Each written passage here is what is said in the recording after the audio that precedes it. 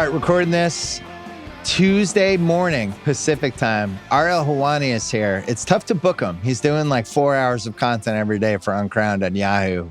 He pops on here every once in a while. This is the biggest UFC story, not only of the year, but one of the biggest ones ever, because Paramount just went all in and they bought UFC, basically $1.1 billion a year. It's way more money than I think anyone was expecting.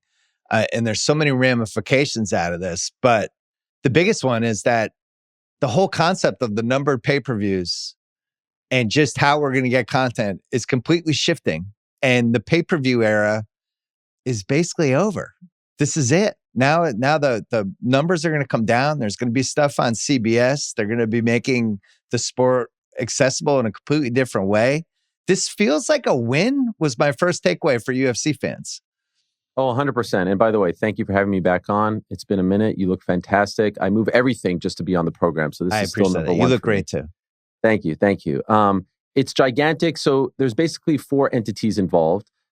Number one is Skydance Paramount. They have this big merger. They officially finalized it last week. David Ellison, the son of Larry Ellison, he wants to make a big splash. He does the South Park deal.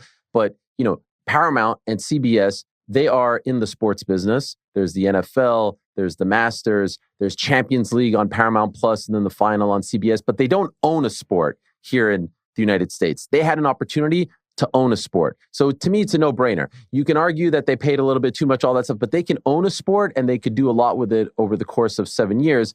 And yes, the number for them by themselves is a big one, but I always thought they would get, the UFC that is, and TKO would get over $1 billion a year for their rights. I just thought it was going to be split up. So that was surprise number one. We all thought they would go the way of the NFL, NBA, etc., where they would split it up among 2 or 3 different entities. They only go to one. That's surprise number one. By the way, I think that was happening all the way through June. I think that's where we were heading, where it was going to be Netflix getting the numbered pay-per-views and ESPN get everything else. And I think that's where everybody thought this is where we're landing.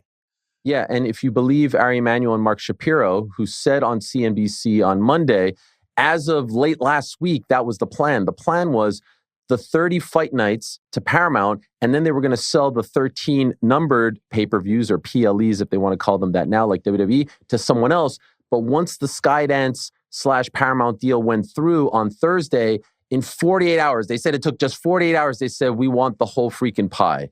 And so that's why it went to them for $1.1 billion a year. And so it's a win for them because they can own the sport. Obviously, for the UFC brass, for TKO, it's a win because their previous deal was about $500 million a year with ESPN dating back to 2019. So now they go from $500 million a year to $1.1 billion a year. I would say that's a win.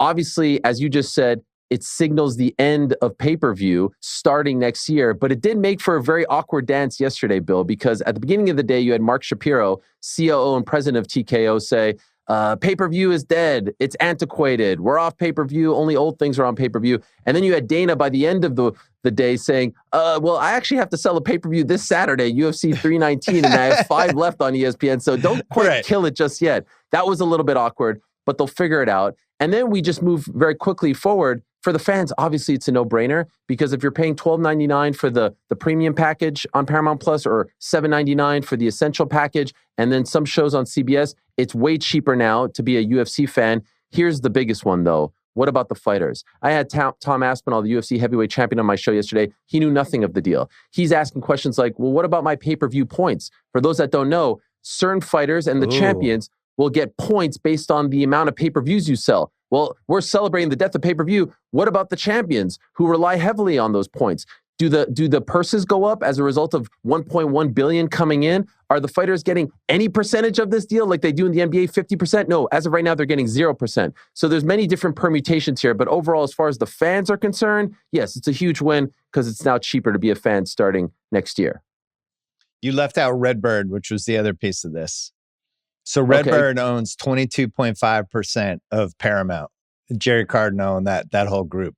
And they've been buying up sports, they own different sports assets. They own pieces of teams. They own a piece of Fenway Sports Group, all these different things. And they really want to get into sports with Paramount. That was one of the reasons that they grabbed a big piece of it. There were no sports left. This was it.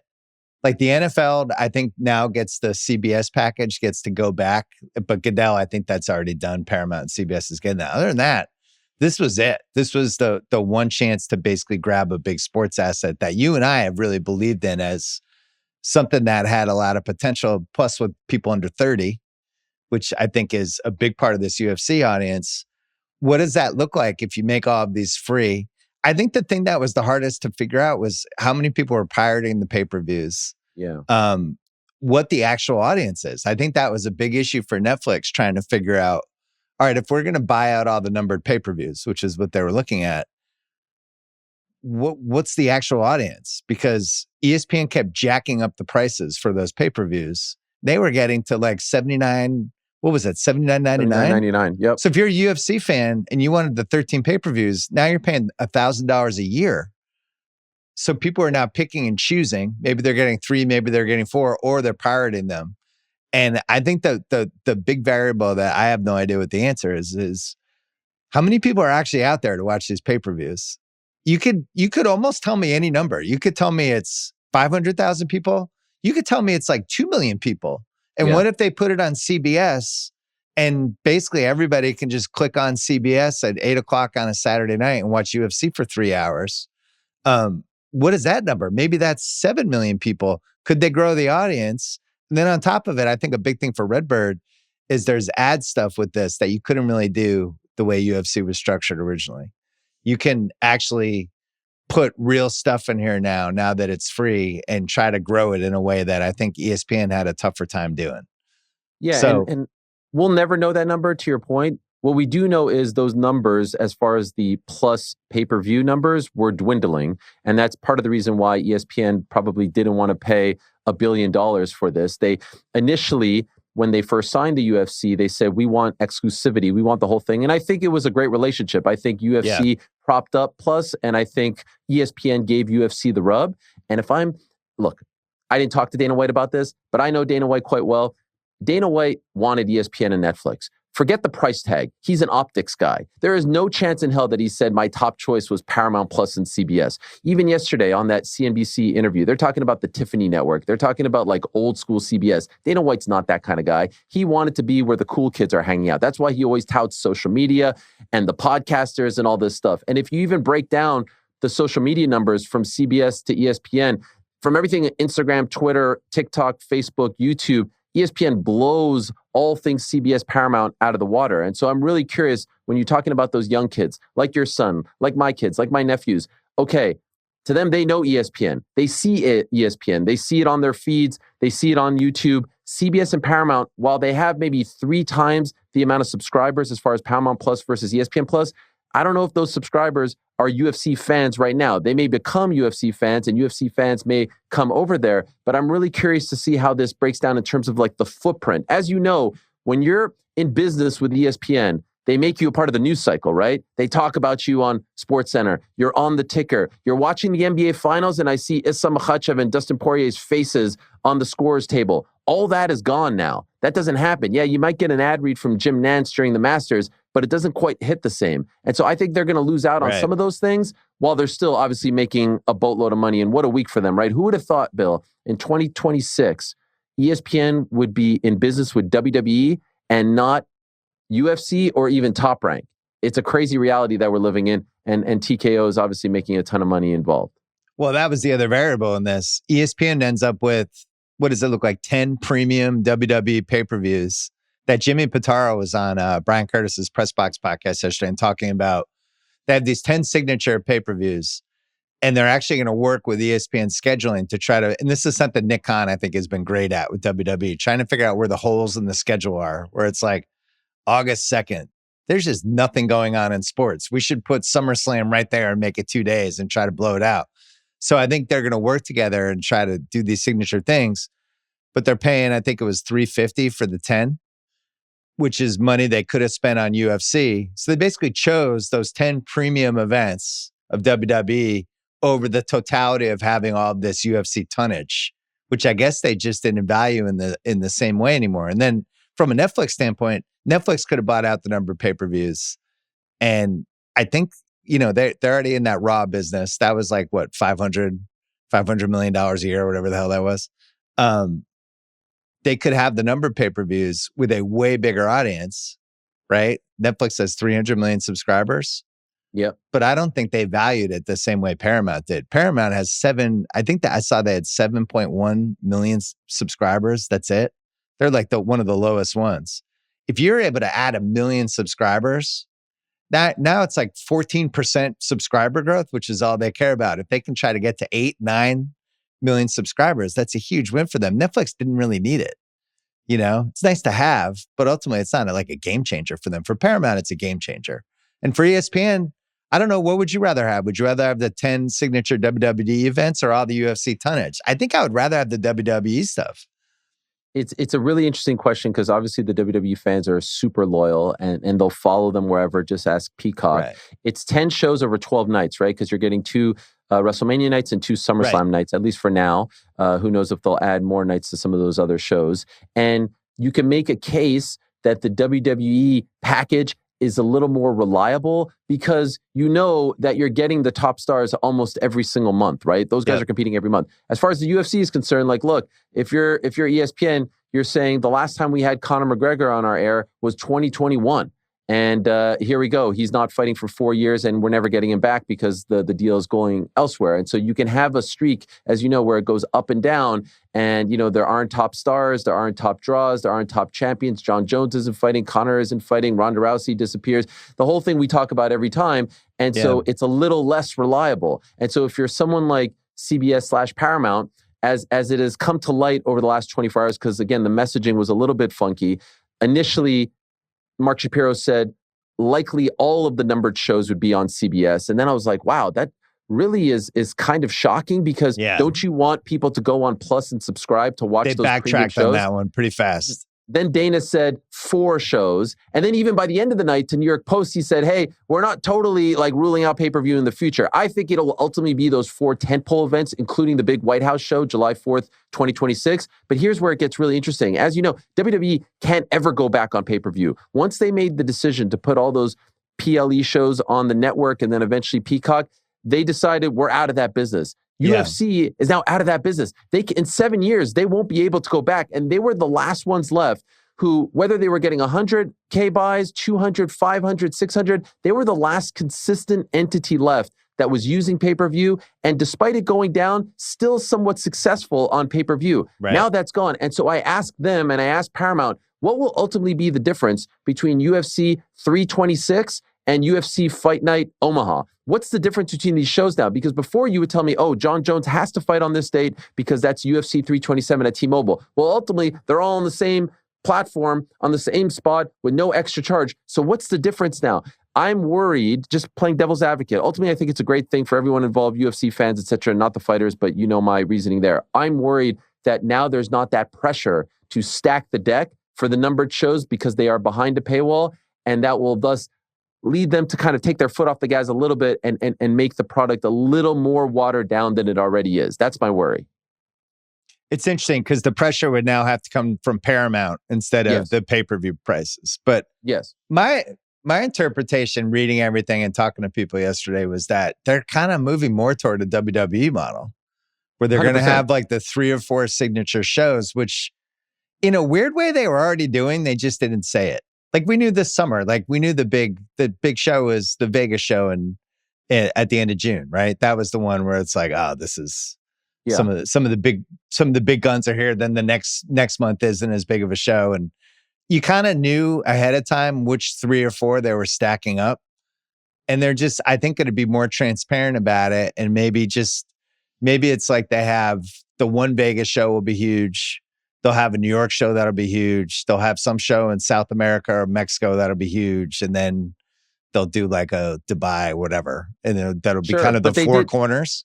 They did specifically say it's 13 premium live events. So what is going to distinguish? Both of us know that's impossible. They don't have the fighters for it. They don't. I mean, one of the things that's happened, even you've been a fan way longer than I have. I've been a fan because of my son the last 7-8 years. You could feel it's really hard to find the hooks for the main events because they just don't have, they're, I don't want to say in a rut, but it feels like they're in a transition. And it's a little like wrestling where all of a sudden they could have 7 guys who could lead a pay-per-view.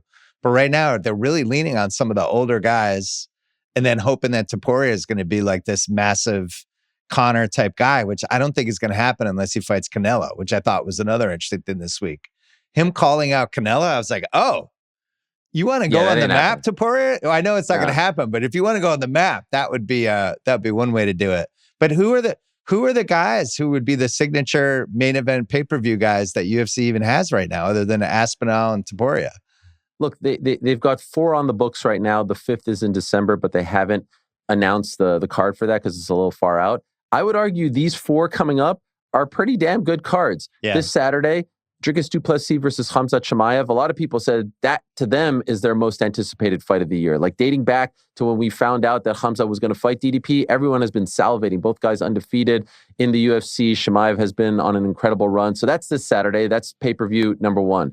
Then you've got October 4th, Magomed Ankalaev versus Alex Pereira 2. Ankalaev shocked everyone when he beat Pereira back in March. Also, Merab Dvalishvili against Corey Sandhagen. Like, if you're a hardcore fan, you love that. Khalil Roundtree is on there against Yuri Prochaska. That's October 4th. October 25th is the return of Tom Aspinall, defending his title for the first time officially against Cyril Gane of France. Love that fight. It's a heavyweight title. You know, that's a big deal. And then you go to the MSG card in November, and it's Islam Makhachev moving up to 170 to fight the new champ, Jack Della Maddalena. Like, those are 4 gigantic, at least to me, like salivating worthy, big time fights. And so they still have those guys. Are they million-plus buys like they had in 2016 with Conor and Ronda? No, but they were unicorns. And so I still think that there is at least, I don't know, 8 to 10 solid pay-per-view main events a year. I'm just really curious how they're going to skin that cat now, moving on to this new era where none of these are going to be behind the paywall. And I can tell you a lot of these champions are wondering, all right, so what's going to happen now? Because like they make a ton of money off the buys. Does my base pay go up? By the way, do the performance bonuses go up? Now everyone goes crazy over these 50K bonuses for fight of the night and all this stuff.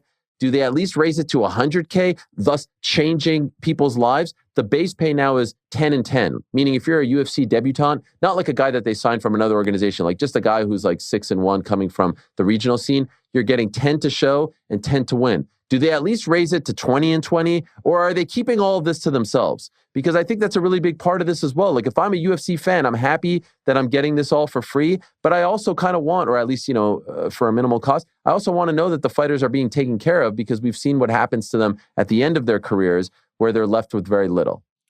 It's a good point. Could this lead? Everybody's always wondered, could there be an MMA UFC union or any of that stuff? And everyone says it should. By the way, no way. This is the time. If there was ever a time, this is it. They're literally sitting here watching everyone from the executives go on all these great shows, waving their pom-poms that they have just scored the biggest deal ever. Over $1 billion a year, 7.7. Like this is more than what, the Olympics gets and NHL gets and PGA gets. Like they are now in the mainstream, right? Tiffany Network, all that stuff. And you're sitting there as a fighter being like, wait a second, if I just kind of like band together with my brothers here, and maybe we threaten not to show. I'm not suggesting they do that, but like that's how this starts. What do we get out of this? Look at the mat. Look at all the ads. What do we get from that? Like it's crazy. But by the way, my prediction is this will not happen. They've had other opportunities. They've never shown any interest in doing it. They're not going to show interest now. The problem is the careers are too short. And if you're going to risk out a year, like in basketball, you can lose a year if you don't want to, but you could lose a year. You're still going to have a long career. Football is the one where, even though football has a union, but football couldn't, the average career in football is like 3-4 years, something like that. So if you lose a year, you're losing 25% of your earning. I would assume that would be the same thing for this. The easiest way to do it is there's like 5 to 6 max influential managers in this sport who, work with the top stars. If those guys came together and said, yeah, we're going to convince all our guys to do it, I think it could actually happen relatively quickly. The problem is those guys, for the most part, are way more concerned with being friends with the UFC brass than doing what's best for their clients. So there's no chance in hell that they would ever do it. Yeah. And then from a Paramount standpoint, so this would be the zag against what you're saying about how do you incentivize the fighters? If they actually elevate some of the Paramount stuff and make it a bigger deal on there, and there's advertising and there's a chance to be seen by more people, then you would think there's some sponsorship possibilities for the specific fighters, and there's outside the octagon stuff that maybe they could get. I'm a little nervous about it, even though I think it's great because I do think people were picking and choosing the pay-per-views. I'm a little nervous about how this plays out with the sameness of week to week. Kind of not as a, like I'm a way more casual fan than you, kind of not knowing when to come in and out. And now it's like, because I'm not like some of the ESPN stuff, I just skip unless somebody tells me, you got to watch. There's somebody on this card. And then I'm like, all right, I'll watch it. But I don't know the 52-week cycle. At least in basketball, there's a start, a middle, and a finish. Football goes September and we end in January. WWE, it's like, all right, we have these signature things, and then there's Raw if you really want it week to week. How UFC figures out how to stagger all their content in a way that makes sense for my brain, I think it's going to be really hard. And that's the part that I don't know if they put a ton of thought in yet. I think that they cater to different people. There's like the super casual who are going to watch maybe one or two. And then there's different levels all the way to the hardcore who are watching every single one and who are saying those shows at the Apex on Saturday, like this past Saturday, is a can't miss because X, Y, and Z guys on there. But one thing that I don't think that has been talked about enough in all of this, and I can't wait to see what it turns into. And again, you're the perfect person to talk to this about is like, that when ESPN is out of business, with a sports entity, they essentially stop covering that entity, right? It's just the NHL right? Corollary, yeah. They're the perfect example. They left, they stopped covering them, they're back, they've got ancillary shows, they've got analysts, they've got the coverage on SportsCenter. I'm fascinated to see how ESPN treats UFC. If history is any indication, it will be the same way. And what they lose out from that, because I really do think it's very valuable to have the Daniel Cormier Friday at the weigh-in spot on First Take before a pay-per-view where he's breaking things down with Stephen A, having all the stuff on their Instagram, having all their stuff on their TikTok. Like those numbers are insane compared to what CBS/Paramount can do for them. And to me, that's not being talked about enough because at this point, unless ESPN decides to re-up their deal with PFL, so they have a deal with PFL, who's the distant number 2. They've got 1 year left on that deal that ends in 2026. Unless they decide to re-up with them, they're going to be out of the MMA business. And I think part of the reason why the UFC is getting $1 billion from Paramount, billion plus, is because of ESPN. ESPN elevated them. Think about where they were when they left Fox and think about where they are now in terms of like what kids are talking about watching, how they know the UFC stars. That's a huge, huge deal. And by the way, kudos to the UFC. They have always had the great benefit of timing. When they left Spike and went to Fox, Fox needed them to prop up FS1, right? When they left Fox and went to ESPN, ESPN needed them to prop up ESPN Plus. They leave ESPN to go to Paramount.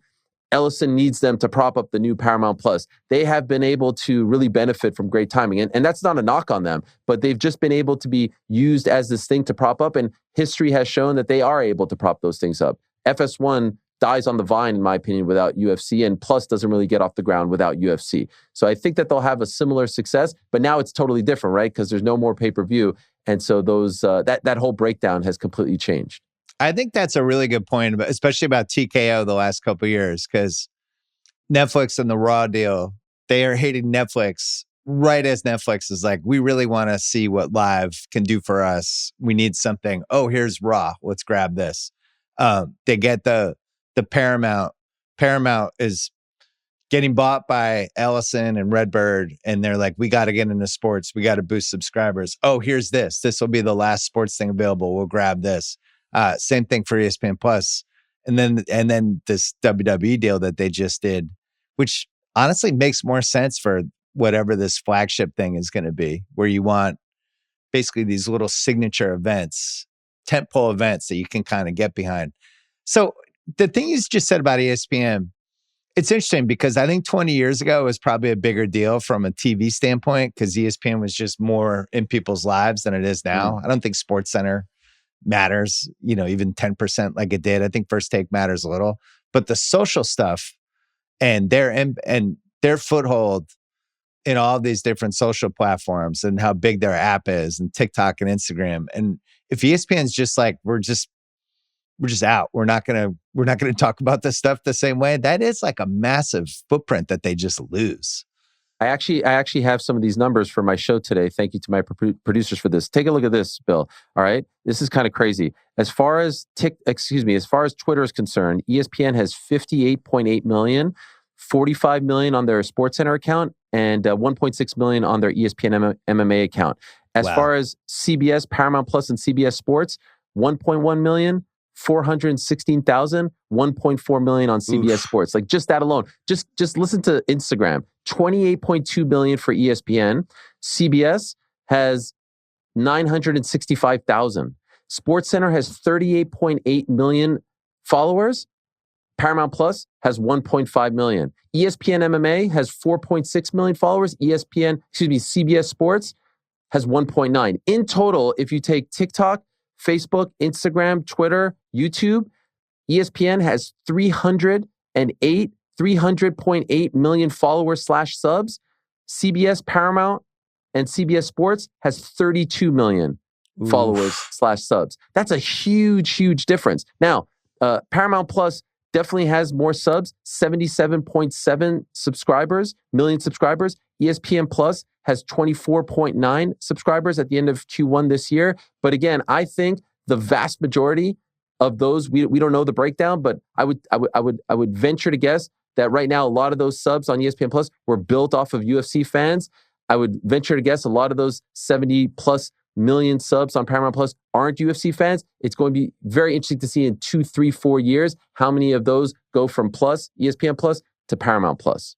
And that's the thing. We don't know whether that's 475,000 people or 3 million people. Right. We have no idea what the number is.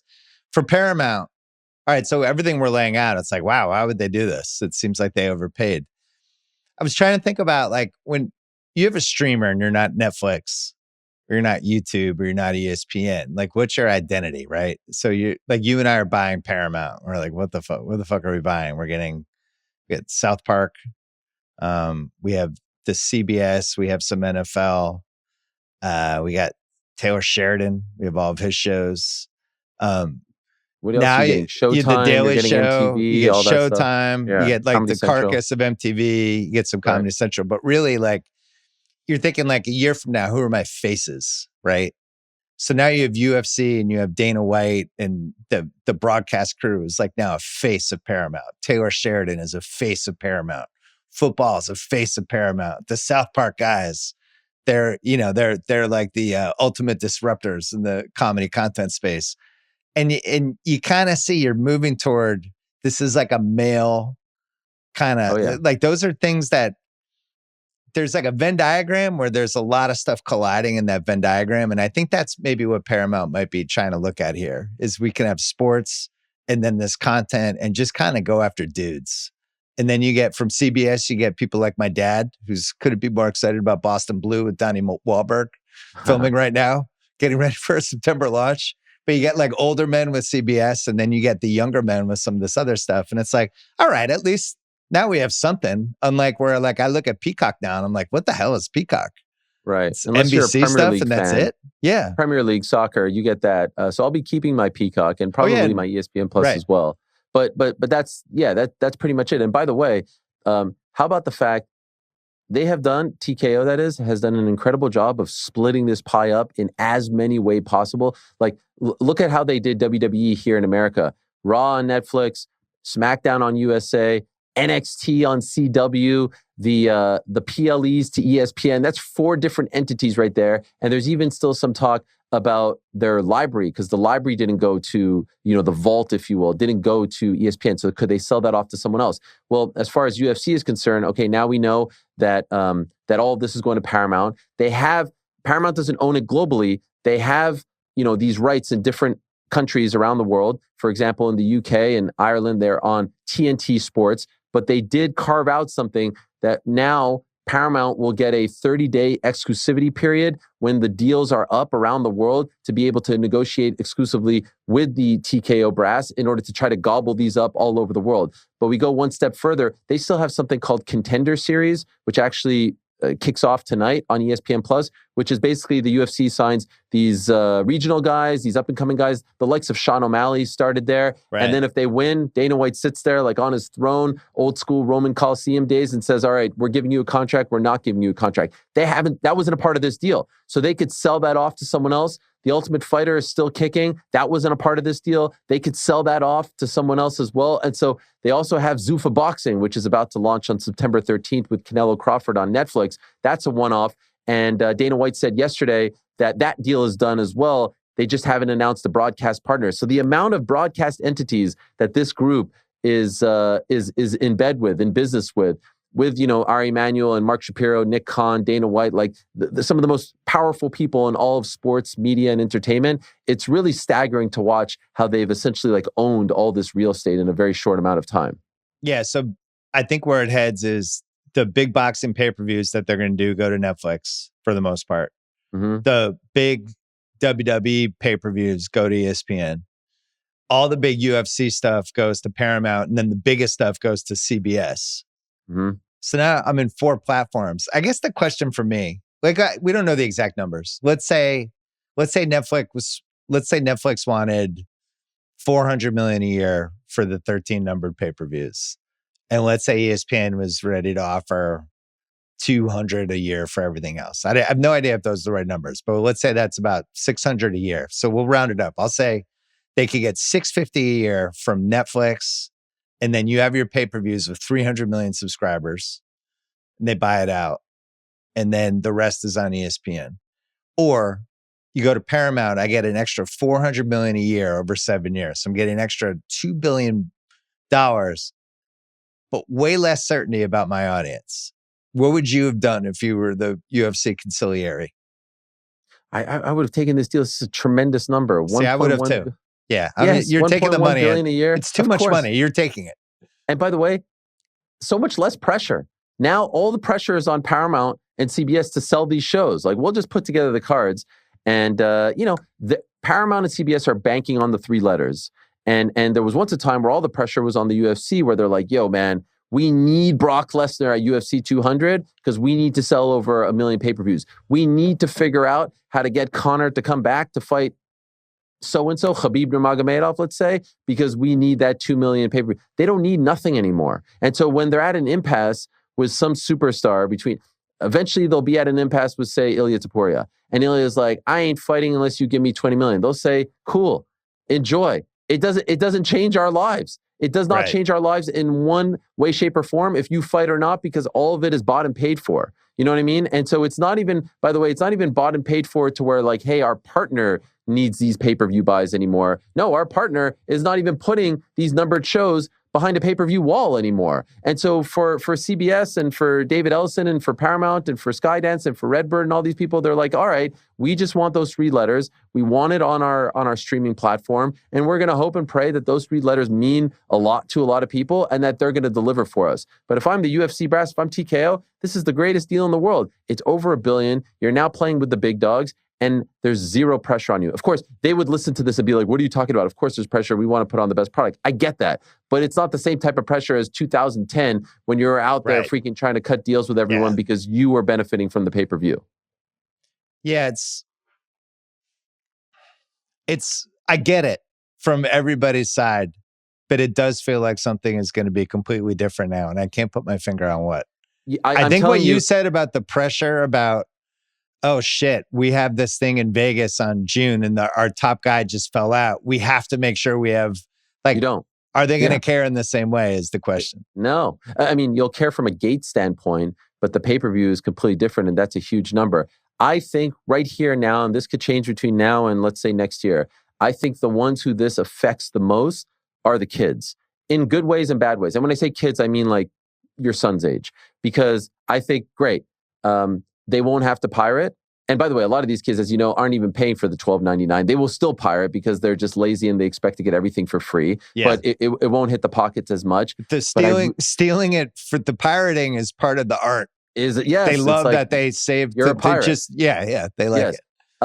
But it's that I'm telling you, it's that digital footprint, man. I do not discount social media.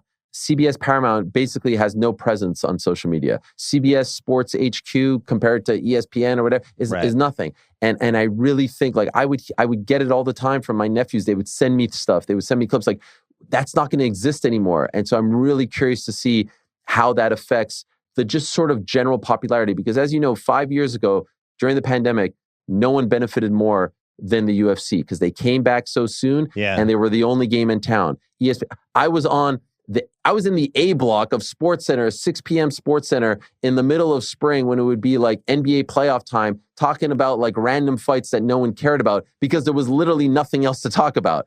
And obviously that was an extreme, but all that is going away. And so I'm really curious what that translates into. And my prediction is that that demographic will kind of find something else to tune into. It's going to be fascinating. One other thing about Paramount that I wish I had mentioned earlier was the whole concept of buying a subscriber base and how these big companies think about, like, you buy this UFC audience, and even though they overpaid for it, they're still getting this audience, and maybe they didn't overpay. But now they have, I think I said before, it was like 7.1 million subscribers. Maybe that gets to 8 now. Maybe that gets to 8.5. But it's people that aren't canceling Paramount once they get it because they love UFC, right? Once they're in, they're just in at that point. And you can just count on them and there's no churn rate for it. And what all of these people care about the most is churn rate. Like Spotify, one of the reasons the stock is $700+ is because once you get Spotify, you kind of don't cancel it. You don't get rid of it, right? You have all your playlists on there. You're used to it. And it's just the price. And nobody really gets rid of Spotify once they have it. I think UFC fans, whoever has the UFC content, once they're in on it, and once there's enough content week to week, month to month, you're probably just doing the automatic recharge. Sure. HBO would have that issue where they would have like White Lotus is coming and people would get HBO and then cancel it right after White Lotus ends. I don't think the UFC, I think that would be way harder to do if you can sprinkle the content correctly. You know what I mean? Yes. I would say the number one most loyal are the WWE fans. Like they are they will follow you wherever. And WWE does a great job with all the other stuff, the documentaries, the behind the scenes. UFC hasn't really done that as well. Like WWE turned WrestleMania 9, one of the least liked WrestleManias of all time, into this great behind the scenes documentary that they put out back in April. And I was gobbling it up. I loved everything about it. Look at this WWE Unreal that everyone was talking about on Netflix. So like WWE fans will eat it all up. And I would say the next tier are the UFC fans who are a little bit more fickle and who will come and go, sort of like boxing fans, but I would say a little bit more loyal to the brand than boxing fans are loyal to a specific brand. And they will follow, they will do their thing. It's just a brand new world, and you can never go back to pay-per-view now. You can, after you tell them pay-per-views, it's a wrap. DAZN did this. Do you remember when DAZN came out with the pay-per-view is dead thing? And now they went back to pay-per-view, and now they're telling you again that pay-per-view is dead. Like, you can't do that to the public. Once you tell them once that, hey, you're paying too much. We wanted to help you because you're paying $1,000 a year. In 7 years, you can never go back to that. And so what does this sport look like in 10, 15 years as a result of the decision announced yesterday? Can't wait to see. Well, and then the last piece that we didn't talk about. So they had the unicorn of Conor.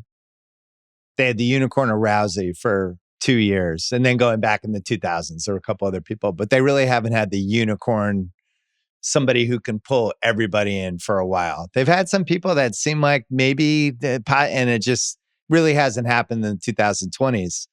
What happens if they get their version of Caitlin Clark or the 2000 late 20s version of Conor or whoever, and get somebody who then becomes a mainstream megastar for like 2-3 years? And now that has to be on Paramount and CBS. Like, then we don't have that. And by the way, we don't know if that might not happen. Like, it hasn't happened in golf since Tiger. Tiger hasn't had anybody like that for basically 15 years. So maybe it doesn't happen, but if it does happen, it's happening on Paramount. That person will come. That is my one prediction that I know for sure. I don't know who. It could be Ilya. It could be Tom. It could be someone we've never heard of. It could be someone who's in the 7th grade right now. But those people will always be there. It could be Brock Lesnar's daughter, for all we know. Like those people will always be there. I saw the shot putter. Yes. Who knows? They will always be there. They will always come. There will always be superstars. And I don't think the UFC is like, who saw Dricus du Plessis becoming this champ that people love? Khamzat could win on Saturday and turn into like a tour de force that doesn't lose for the next 10 years. Who the hell knows? I'm not worried about that. In that fight, by the way. You know what? I think if we would have talked 6-7 months ago, everyone would be like, oh yeah, Khamzat, like he's unstoppable, right? He's a locomotive. I think the cool pick now is Dricus. I think like the smart mark pick is Dricus, because everyone says if Dricus takes him into the championship round, so to speak, 3, 4, 5, he's got this in the bag. In other words, if you looked into a crystal ball and that crystal ball told you this fight ends in 1 or 2, oh yeah, Khamzat won. If you look into a crystal ball and it says it went to the championship rounds or the distance, it's Dricus. I'm leaning towards Dricus. I just think the guy is impossible to figure out, but also like he could lose in 60 seconds and everyone would be like, of course he's going to lose because Khamzat is so crazy. I think the smart mark pick is minus 260, which I thought was higher than I thought. I actually wouldn't have been surprised if you would have said like 325 or something like that. What's Dricus? Plus probably 196 on FanDuel. That feels, I like that one. That feels like the pick in my opinion. That's the flyer. Be a good one. All right. This is all great. How you feeling about the Bills? I put Josh Allen at the top of my QB pyramid. I don't know if you had any thoughts. I appreciate that. I don't know if you're trying to do like some sort of like reverse psychology. I wasn't. I don't do that stuff. I thought he was the best guy last year. I mean, he won the MVP. It wasn't like it was a hot take. And I just didn't think Mahomes had a great year. I thought the Chiefs did. By the way, there were some people who said Lamar deserved it. I don't agree with those people, but I feel something in the air. I have to say, I'm reluctantly watching Hard Knocks. I wasn't a fan when I heard of the announcement because I don't want the distraction. I don't want to play up to the cameras, but it's fun seeing my team shown in this light because, that's an institution. I'm a little worried about the James Cook stuff, although just today, Coach McDermott said he's going to be practicing. I pray to God they figure that out. And if they do, who's stopping us? Who's stopping us? Certainly no one in the AFC East. You would agree with that, right? My team's going to be a little friskier this year. I'm just telling you. We've got defense. What's frisky? What are we talking about? Good defense. Our team's pretty good. We're well coached. What are we talking about? 6 and 11? How about 10 and 7? Man, people discounted the Washington Commanders last year. Sure, it was a nice new coach, story. new QB. This is it. This is our year. It has to be our. If not now, when? I'm seeing him on all these commercials. Snickers, Pepsi. He's the face of the NFL. For goodness sakes, everyone has Chiefs fatigue. There's no way they're going to repeat in terms of making it back to the Super Bowl again. It feels like our year. I'm worried. By the way, here's my prediction. I'm worried about week 1. I think the Ravens will come in with like freaking revenge on their minds. And then I think we might run the table after week 1. Like I could see an 0-1, sky is falling, press the panic button on the lower thing on first take, and then I see them winning 16 in a row. I wouldn't be surprised. Honestly. Have you recovered from the Knicks yet? I feel fantastic about the Knicks. I have my Gershon Yabusele jersey already. I love that. That was a great signing. Yeah, that was great. Love that signing. I'm that obsessed with that guy. I was obsessed with him when he killed Canada in the Olympics and then what he did to USA. Love the Jordan Clarkson signing as well.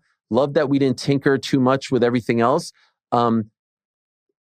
Cautiously optimistic about Mikal Bridges. I almost feel like they had to do that deal because they gave up so much for him. I think he will thrive under Brown. I'm all in on Brown. I feel horrible for Tibbs. I've said this already. But again, just like I was talking about the East, as far as the AFC is concerned, like who's going to stop us in the Eastern Conference? Cleveland, right? That's the one that everyone thinks. Other than Cleveland, who are we worried about? Atlanta, that's the cool, sexy pick. Come on. What are we talking about? Philly, no chance. Boston sucks. Milwaukee would be the one that's kind of just because they have the best player in the conference. I think you have to mention best player. They added Turner. They lost Lillard. I'm not too worried about them. They don't really show up. It's Cleveland had a fantastic regular season, and I wouldn't be surprised if they're 1 and we're 2. We meet them in the Eastern Conference Final. We punch our ticket, revenge against iHeart and the Thunder, and around like June 17th or so, Canyon of Heroes parade. It's going to be a great 2026. On Saturday, though, NBA TV was showing game 1 of the Indy Knicks series. No. I don't mean to do this to you, but it was the fourth quarter and there were 6 minutes left. And I was like, I haven't watched this since it happened. I got to watch this. I will never get over that. It's unbelievable. It's unbelievable. Forget about the last 6 minutes. It was 3 times more unbelievable than I remembered. Like Nesmith just starts making these crazy shots. And then I just can't believe the Pacers came back in that game. Look at the score with I think 2:46 or something like that. You had the game for 46 minutes. Yes. You're up 8 with 40 seconds left. But it was, I had forgotten that was probably the craziest loss. I mean, it really was, you don't want to say a fluke because Indy made every shot. But if I'm a Knicks fan, I'm looking at that and I'm like, we probably should have made the finals last year. Why not? Why can't we just get back? 100%. Absolutely. And I think we beat the Thunder. if I'm sort of being honest with you. But man, I can't wait. I keep seeing all this NBA and NBC stuff, like the promos and all that. I think next year's NBA is going to be great. It sucks that these stars are out. I don't wish that upon anyone. But the nostalgia, and you know what I'm so excited about? Like the new voices, the Mellows of the world. Like I'm excited for the new coverage, right? Like, positive media coverage. I'm just, elevation. We needed some new voices. And I'm fascinated to see what happens with the Inside the NBA guys as well with ESPN, because I think that might be a fascinating marriage to watch from afar too. But yes, I feel good about the Knicks. I think Brown will be a new voice. I think there'll be change. I think everyone had their little fun this summer about all the... Optimistic, Ariel. I can't believe this.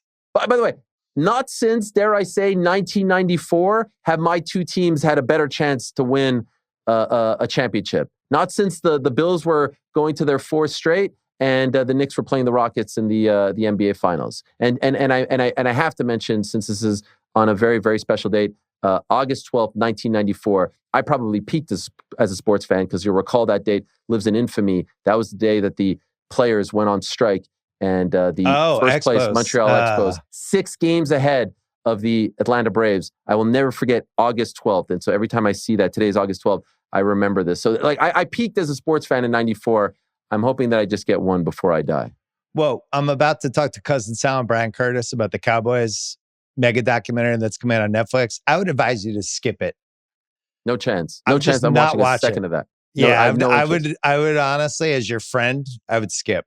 Okay. I wasn't planning on it, by the way, if I'm being 100% honest, but I'm happy. There's a specific episode. Just don't watch it. All about that? Just stay away.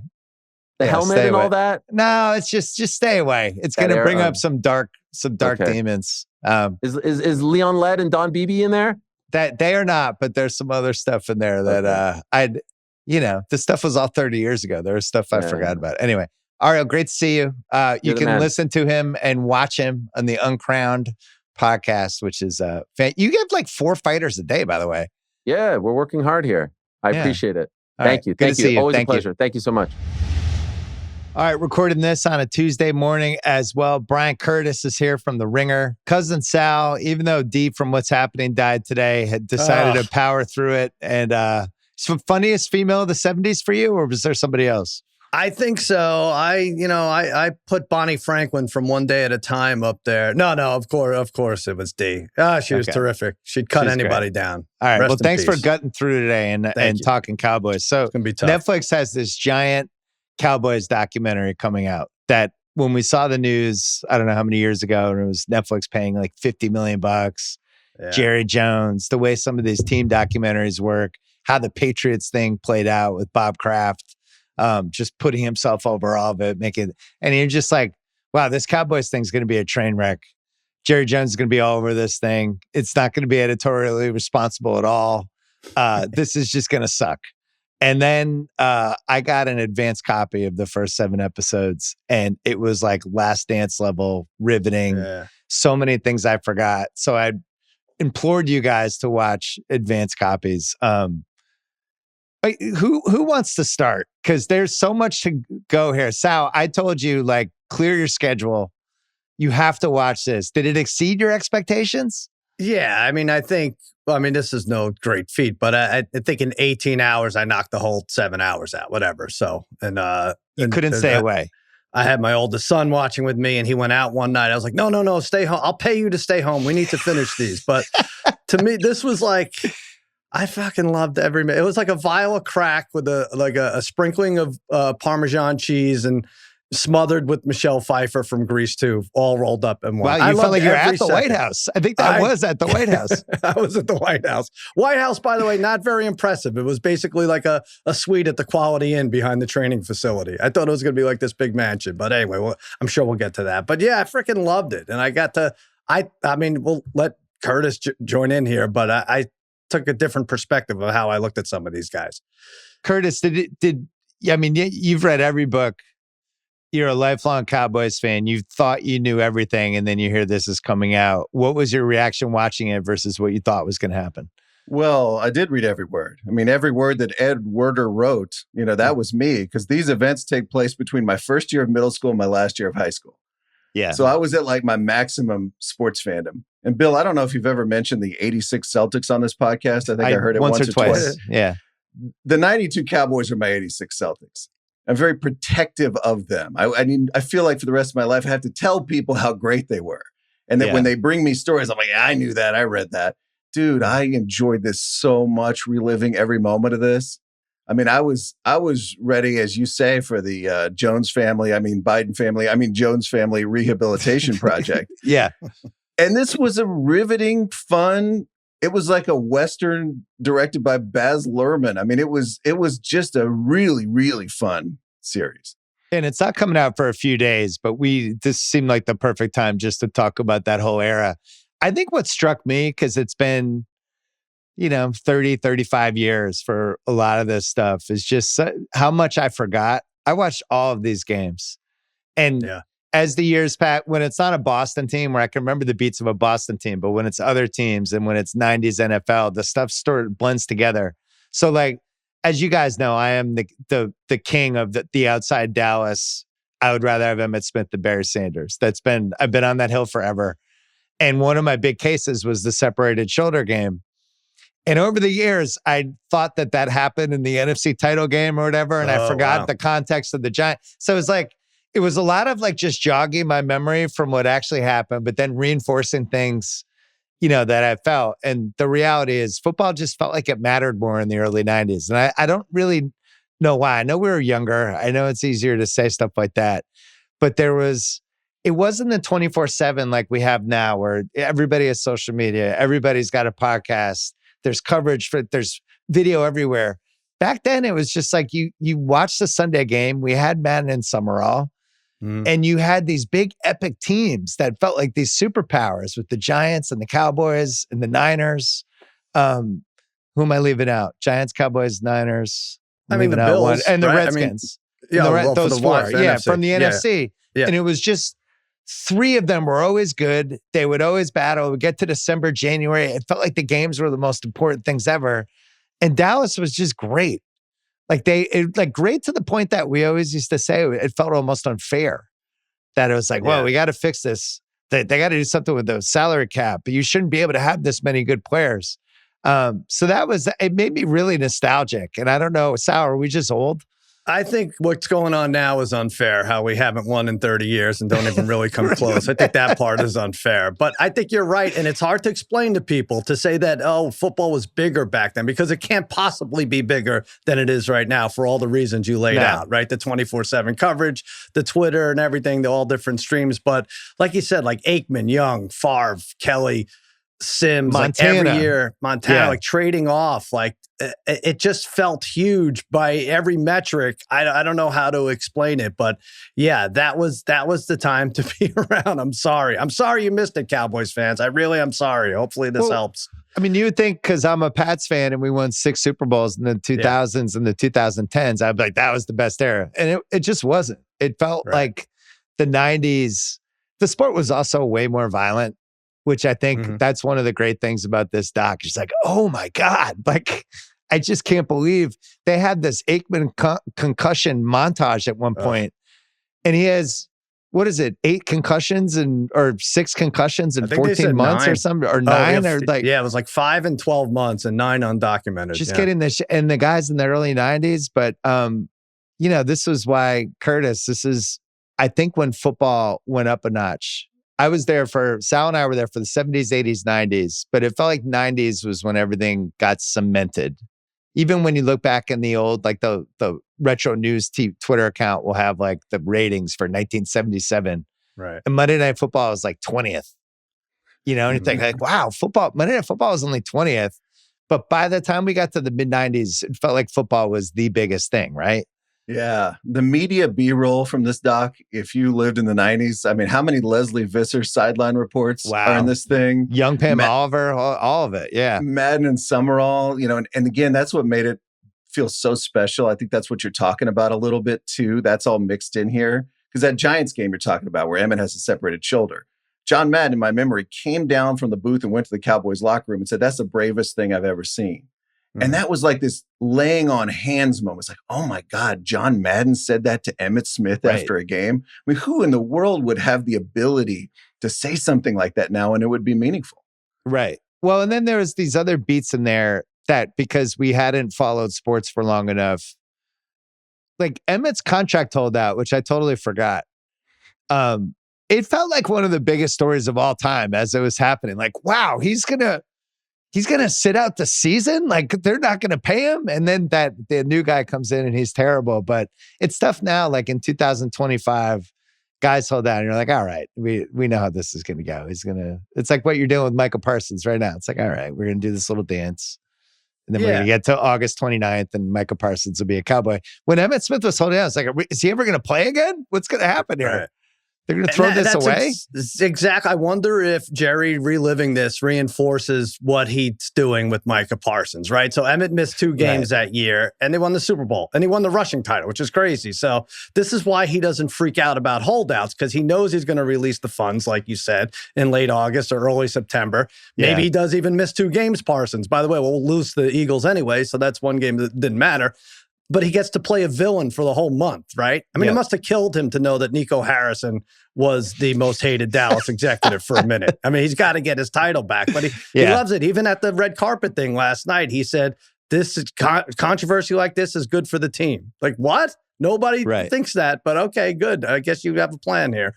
Well, one of the things, Curtis, with this doc, with the just the storytelling, it's just perfect IP. I think the 2 best IP for sports documentaries were The Last Dance and this, because you have Jones and Johnson and that falling apart. You have the Aikman, Emmett, Irvin, like that trioca, and all of them have different kind of faults, right? Aikman is just getting the shit kicked out of him. Emmett's like the constant overachiever who's underpaid, and then Irvin's just a maniac. You have that piece, but then you have Jerry and Jimmy falling apart in a way that now I feel like we'd have more day to day. We would have known more about it. There would have been like little kernels coming out all the time. With just the national media didn't work that way back then. And when Jimmy left, it was like he's not going to coach the Cowboys. It was like the most stunning thing ever. I don't feel like people would ever be stunned by that in the same way, right? I agree to a point. Though. Well, you were a Dallas fan, so you were sniffing it out in Dallas. What's funny is the doc reminded me that a lot of this stuff was kind of out on the table. You know, before that second Super Bowl, Bob Costas did an interview with Jerry and Jimmy together. And can you imagine the Kraft Belichick version of that interview? Right. And the interview's point was basically like, do you guys like each other? And you listen to the answers Jimmy gave in the press conferences before the Super Bowl about his relationship with Jerry. I'm like, I can't believe this was happening like days before a game. Right. Like that was wild. I guess we had no mechanism back then to really talk about something that happened. Like, because the MJ gambling stuff was all happening at the same time too. And when you look back at some of that stuff now, it seems bonkers. Like they're asking him on the NBC pregame show, do you have a gambling problem? But we had no internet back then. We had no way to be like, hey, did you see that? What'd you think? Wow, I thought that was crazy too. And the Jimmy Jerry, it felt like something was wrong, but you always just felt like stuff was going to work out in sports. Like, oh, they'll get back together. The only time I can remember that not being was the Billy Martin, George Steinbrenner stuff. Right. In the 70s and 80s, where it's like, well, these guys said, oh, he fired him. You know, but it's just like, how is Jimmy going to walk away from that job, Sal? He had built like the super team of all time. I know. And they dangled the Jaguars in front of him. I remember that being like, what the freaking Jaguars? The thing's that bad that he wants to go to the Jaguars? Like they've never snapped the ball yet. But but to the point of like, we weren't finding things out. Like Jerry puts it all out there. So you don't really have to dig. Like they're caught at a Mexican restaurant before he's even hired Jimmy Johnson, right? He knew he was going to get busted there. At the press conference, when he buys a team, he looks at Tex Schramm and says, I'm gunning for your job. And Tex Schramm looks like the saddest man on earth because he knows he's not fucking around. You know, it's like, so Jerry and he still to this day does interviews 3 times a week. So you didn't really even need Twitter back then for a lot of this stuff. You knew what was going on. Well, the Landry thing. So if we followed sports in the 1980s like we do now, the Landry thing for somebody like me living on the East Coast, where it's like Tom Landry, he'll never get fired. The guy's one of the great coaches of all time. But meanwhile, he'd really been declining for years and years, and the team had been declining, and he just got old. But it still seemed inconceivable he was going to get fired. And when Jones comes in, he buys the team, and he fires Tom Landry. What do you remember from that, Curtis, when it happened? I was 11 years old, and I remember that I freaking loved it. You know, I was just at that age where you're starting to think anything that happened in my parents' generation sucks. Right. That's the past. And here comes Jerry Jones, and he's like, I'm going to take your parents' Dallas Cowboys coach and your grandparents' Dallas Cowboys coach, and I'm going to fire him. And we're going to start fresh. And I was like, hell yes, here we go. I mean, it was like this, he was doing this like, you know, child versus parent thing on my behalf. Right. And the doc reminds us, he fires Tom Landry. And then the city of Dallas has a huge parade for Tom Landry. Imagine Bill Belichick, like a week later, they're just marching him down the streets of Boston. Like, we just want to thank you, Bill, for everything you've done for this organization. Yeah, people were horrified. Yeah. That, Well, do you know how old? I mean, it's weird watching the doc. I forgot Landry was only 38 years old when they fired him. No, he was but he was 65. I would have thought he was like 92. You know, 65 is nothing. he's younger these than Andy days. Reid right now. Oh yeah. So it was weird, but I will say, like, I had the same feeling as Curtis. I was a little older, but I was like, all right, maybe this moves things around. This moves the needle with Landry. But then when they traded Herschel Walker, I did not think that was a good idea. Then I was like, oh, we might be dealing with a madman here. Fires Landry and trades Herschel Walker. What are our chances here? So I was wrong. I'm glad Sal said the words Nico Harrison already in this podcast, because that was the Nico Harrison trade in the moment in October 1989. Well, the problem, and they covered in the doc, was the way it was reported versus what the trade actually was so confusing. Where you get all these players, but then there's these weird secret conditions where if you waive each one, you get this pick. Yeah. And it was really about the picks, but we were like, what? They fucking traded Herschel Walker for those 5 guys? What is this? Right. And at that point, you think Jerry Jones is just a complete lunatic. And it turns out it was a pretty brilliant trade. When the Jerry Jimmy thing we've been talking about for 30 years, when you watch this with the knowledge of what happened the last 30 years with Dallas, the Jerry Jimmy thing almost makes more sense in retrospect. Where Jerry just the whole time is like, I'm the GM, I'm in charge of this shit. And now we've had 30 years of the Cowboys being terrible. Did you have like a sliding doors thing, either of you, with what happens if Jimmy just is the coach the whole time? How does this play out? What if Jerry is just a little bit like, I'm just here to put the right people in charge and help them work? Like what happens to the Cowboys?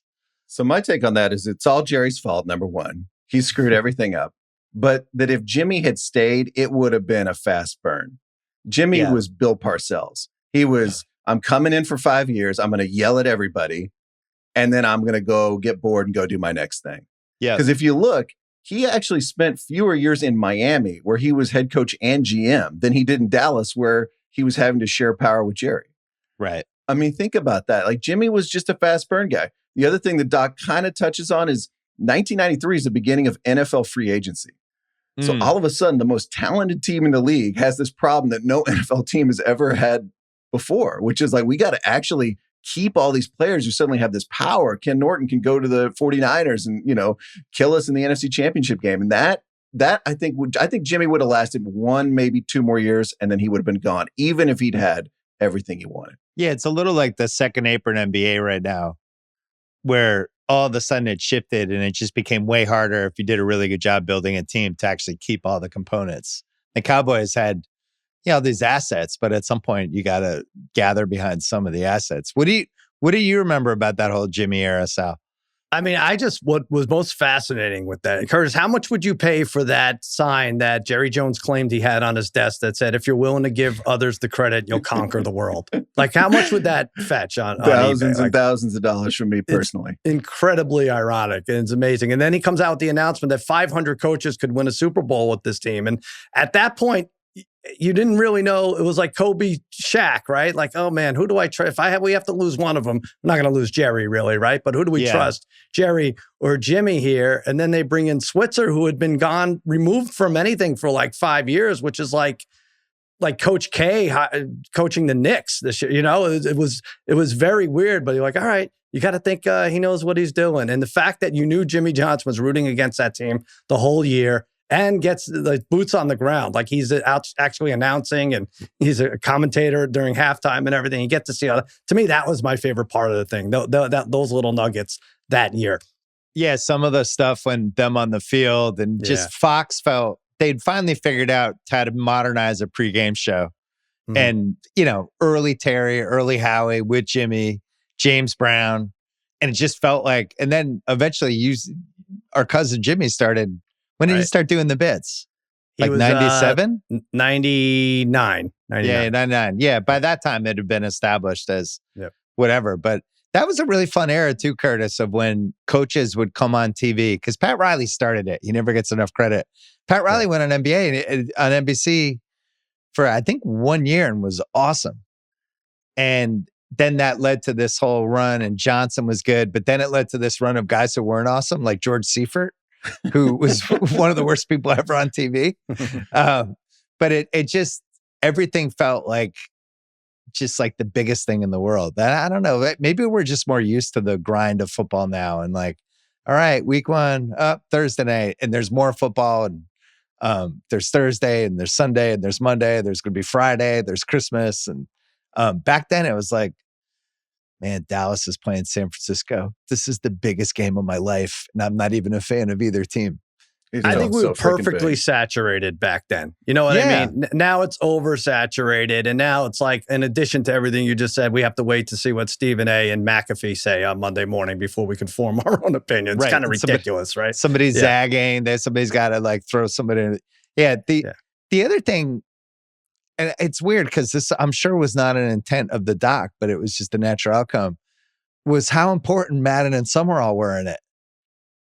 Like, I know we've talked about Madden a million times, but 90s Madden and Summerall, I think, is the most important announcing team of all time. Like, they really elevated. And when Madden said something, like when he's praising Emmitt Smith during the game, or when he was mad at that Switzer went for it on that 4th and 1. That's unbelievable. That's unbelievable. You would just kind of feed off whatever his reaction was, and it would just become your reaction. I don't know if is there another announcer like that, Curtis? I don't think so, because nobody says stuff like he did, Like Madden was not Stephen A. Smith. Let us be clear about that. But when he criticized you like he did with Switzer that moment against the Eagles, 4th and 1, where they go for it twice because the first play didn't count and they just didn't run the same play again, and he would just blast you, that was huge. So what was your single favorite part of this doc, Sal? Can I just say, I felt with Madden and Summerall, I felt the weather when they were announcing. Oh, I felt that it was cold. I don't know if it was a spacing between their words or between, whatever else. And yeah, they were important. You watched the old Madden thing, the special, right? Would you do that for anything else? Like now? So my favorite part, the Skip Bayless testimonials really hit home with me. No, I hated that. The Skip stuff, I'm sorry, people. You're going to have to, it's like the Dr. Melfi scenes with Tony. You're just going to wish you could fast forward through them and get to the more tire irons. But he had to be in there, though. He was the biggest chronicler of that team. Like, they couldn't avoid having him. My biggest takeaway, or my favorite thing, is that I have a new appreciation for Jerry Jones because I looked at it through the lens of him being a gambler.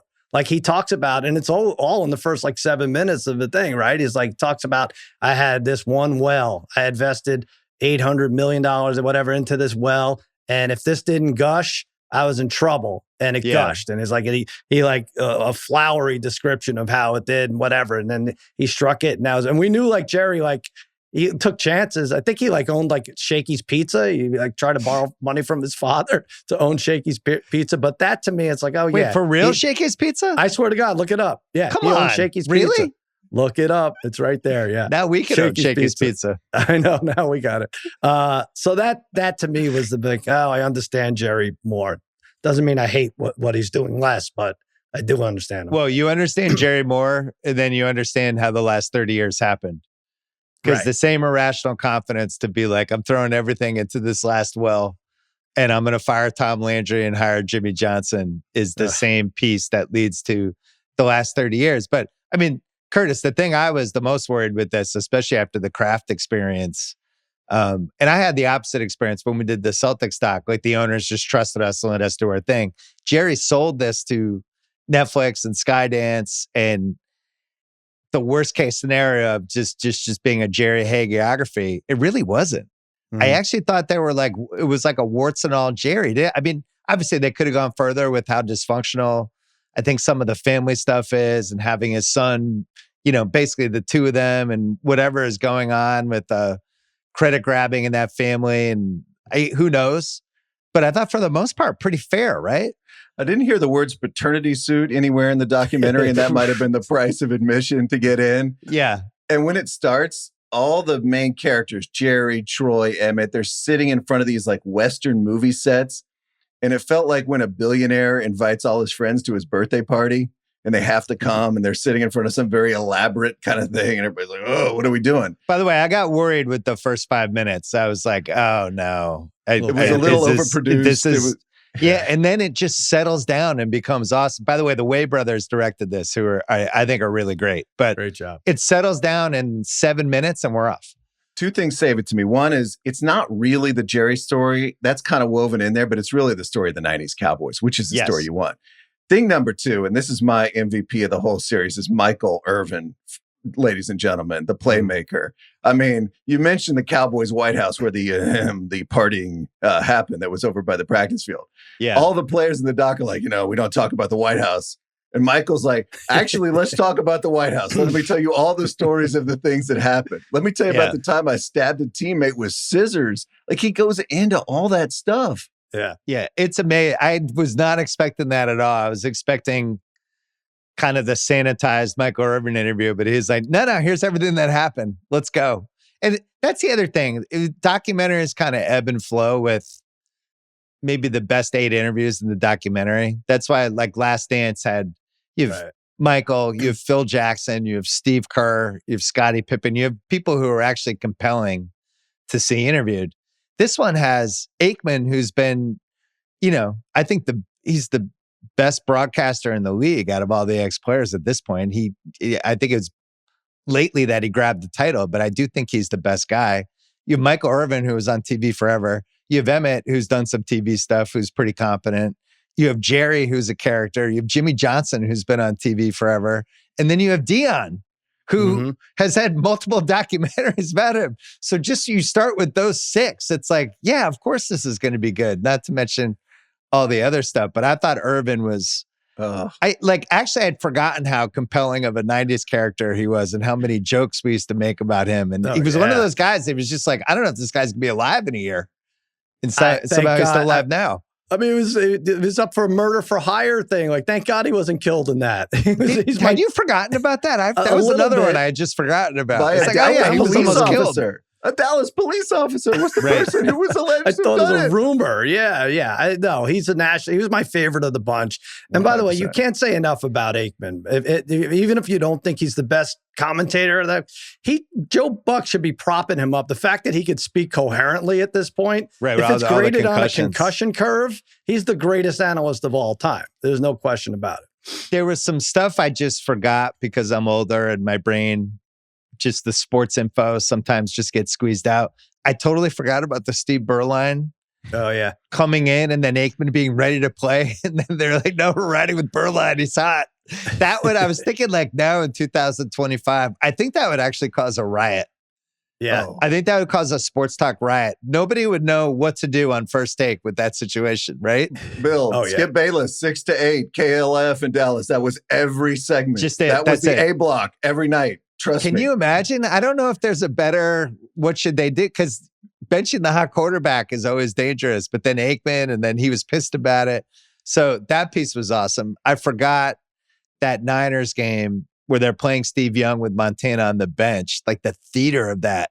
It's hard to explain like how important that everything about that was, because Montana was the best quarterback of all time. This would have been like doing this to Brady and like with Garoppolo in 2015. It was just inconceivable they weren't going to play him. And then Dallas is trying to beat them and all the history of those teams going back to the catch. That was great. And then the Bills stuff, which has been in different documentaries. But I'd forgotten that in that last Super Bowl, the Bills, maybe they're going to do it this time. And then it just like went off the deep end again with them, like it always seemed to do. But what else did you just forget that you hadn't thought about in a while, Curtis? Jerry Jones was tied to Jimmy Hoffa like early in his business career. That was whoa, I didn't remember that one. Yeah. The Aikman part, I remembered him getting knocked out of the NFC Championship game, the second one against the 49ers. I forgot that the Super Bowl was a week later.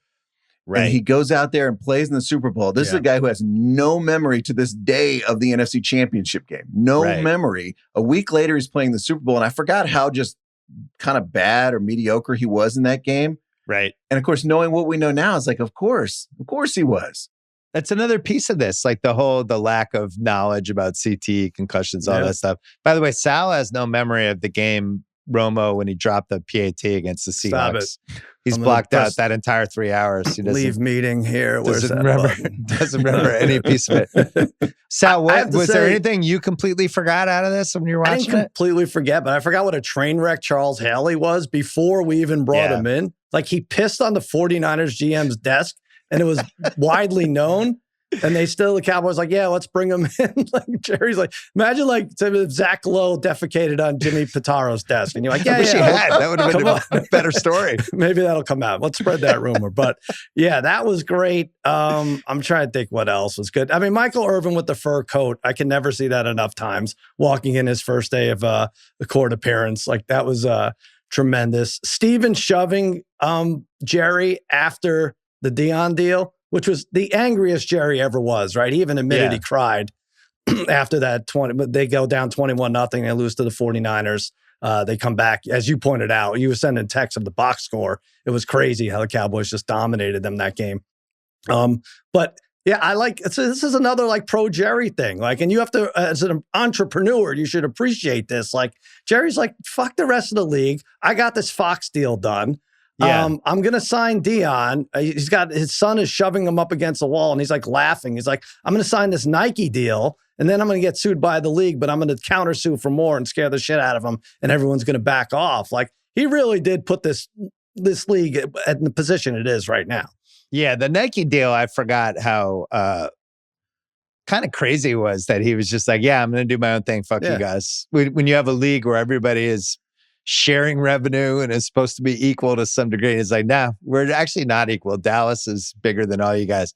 I thought the one thing I didn't feel like in the first part, I thought they could have spent 5 more minutes on how the Cowboys post JFK in the 70s just all of a sudden felt like they were the most important franchise. Like for me as a little kid, and a lot of it had to do with the cheerleaders and the TV show.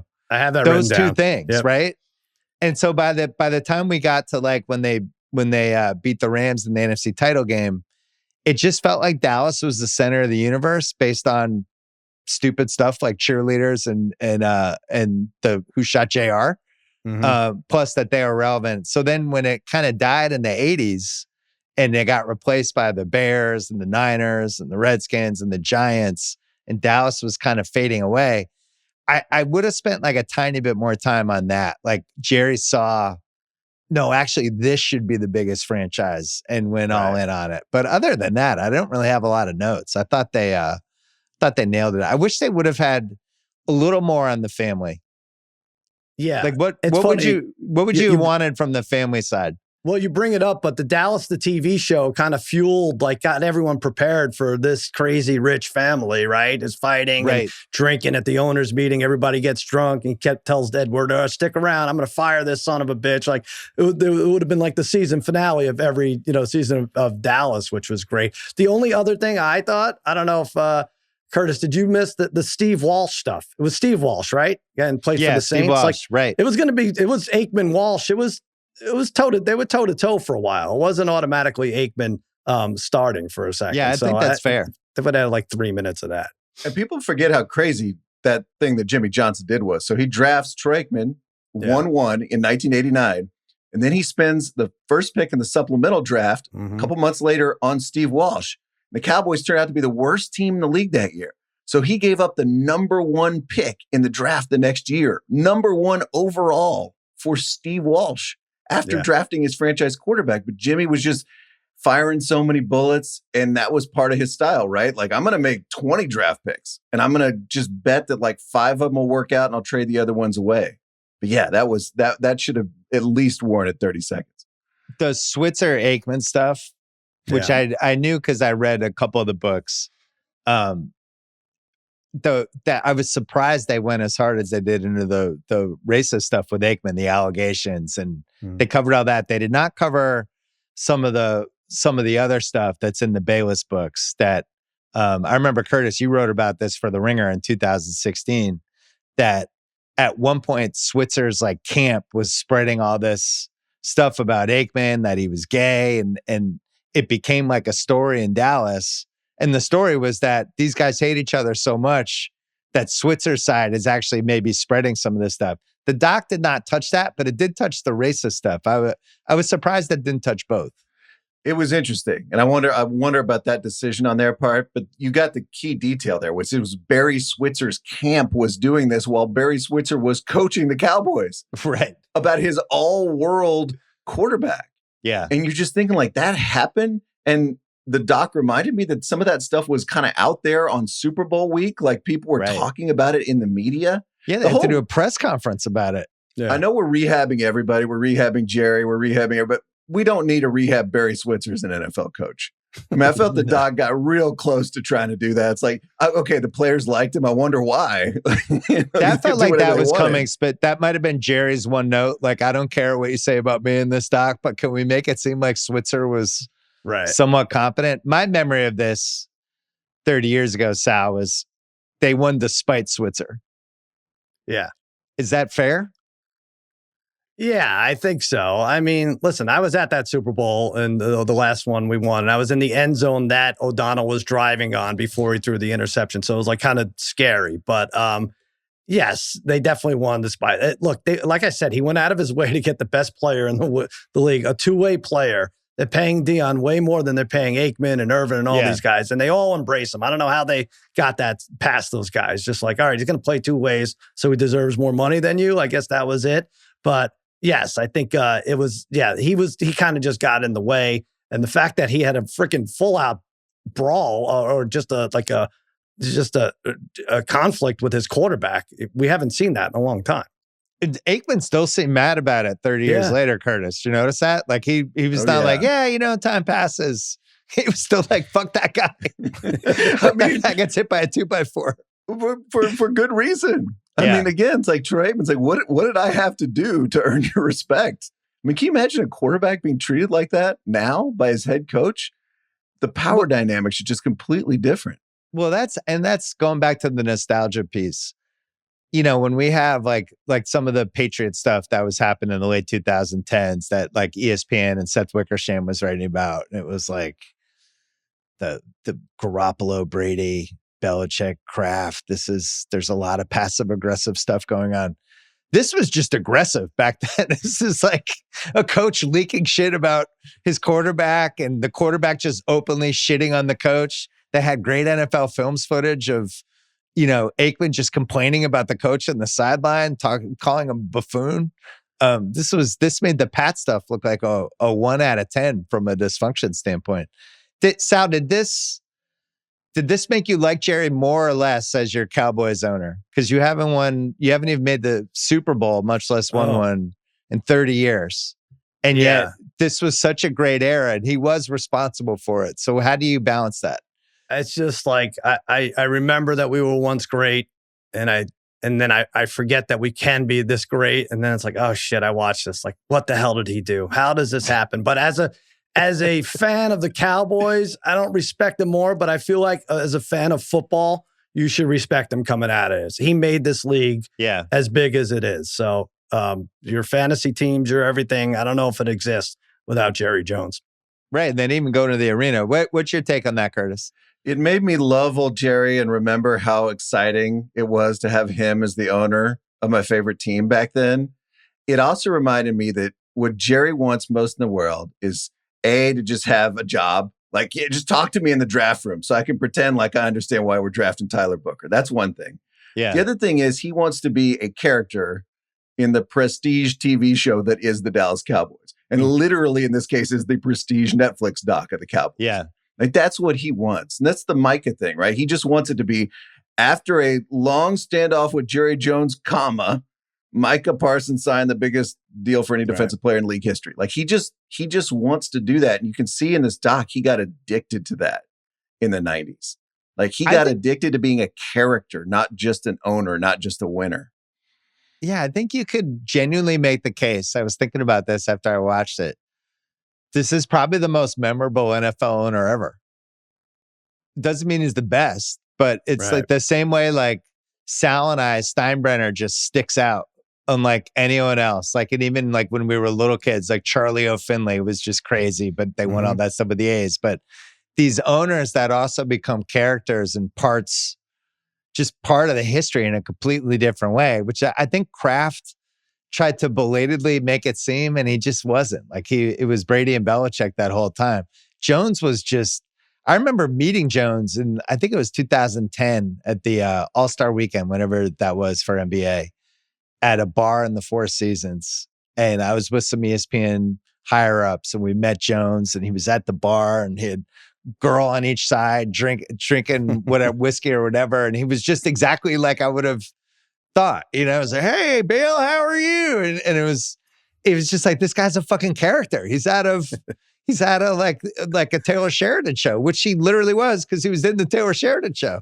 You forget about like you talk about the telecast and Madden and Summerall and how much it meant. Jerry put himself on the sideline. It's such a big thing that an owner is there on the sideline, and that cutaway at the end of a game, God forbid the Cowboys lost. I don't even know how much it's worth to the network, but we could all see it in our heads, right? 30 years later, them losing whatever to the Dolphins in the Thanksgiving game, or you don't see it. Now it's a Taylor Swift cutaway that you hope to get like 5 times. But so he might have invented that, but he definitely also invented let's let the cameras into our draft room so they can see us celebrating the picks. Because Jimmy talks in the doc about, what the fuck are cameras doing in here? We're trying to pick our roster. I'm trying to think anything else. I think we hit everything. I would just the only want other to say thing that, I'll say is, I'm sorry, go ahead, Curse. I was just going to say, like, as you know, a child of the 90s, and you guys lived through the 90s, the thing that made me a little sad is how old everybody is now. I mean, how many thick voices are in this documentary? Jerry's, Jimmy's, Barry's, you know, Rupert Murdoch is in this doc in his 90s. You know, Phil Knight's in this doc. George W. Bush's voice sounded awfully thick in this. And I'm like, man, everybody's getting older. All those times are getting away from us. Yeah, and then Aikman just looks as handsome as ever. Oh my God. Looks like he might be 32. What did you have, Sal? No, the Aikman thing I was going to bring up is like, I feel like his playing career, his attitude mimicked his broadcasting career. Remember, he was, I don't want to say vanilla, it's the wrong word, for his first few years of broadcasting, but then he got angry. He's now angry in the booth, and he gives you like a raw, you know, it's unfiltered, and you kind of see like he gets mad at the players and everything. And you saw that the last 3-4 years of his career on the Cowboys sideline. But by the way, that was one of the saddest things. He's gaining all those concussions. Like, I mean, it's just a screen pass to Darryl Johnston was the best he could do for like 4 yards those last 3 years. It's like, please get the morphine drip on him already. This is so sad. And there was a good what if that I had forgotten when the left tackle got in the car accident. Eric Williams. That probably swung a Super Bowl.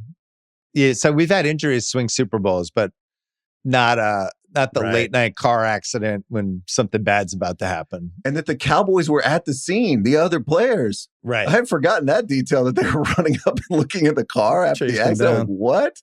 So most disappointing was that the White House wasn't a palatial mansion for me. Yeah. It just looked like a run-of-the-mill house in, you know, like Monrovia. Right.